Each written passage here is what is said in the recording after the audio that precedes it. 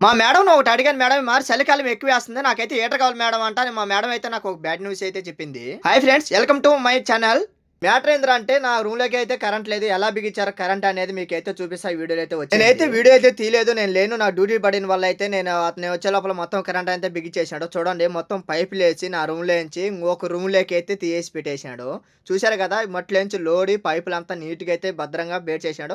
అలాగే మా డ్రైవర్ రూమ్‌లోంచి తీసి నాకైతే కరెంట్ ఇచ్చాడు. మేడం బ్యాడ్ న్యూస్ ఒక విషయం చెప్పిందని చెప్పాను కదా! హాస్పిటల్‌కి అయితే వచ్చాము. హాస్పిటల్‌కి వచ్చిన తర్వాత రిటర్న్ ఇంటికి పోతుంటాం. మా మేడంని అడిగాను నేను. మేడం మరి నాకు హీటర్ కావాలి మేడం చలి ఎక్కువేస్తన్నదంటే, లేదులే బాబు ఈ మార మనం ఆ ఇంట్లో ఉండలేకున్నాము.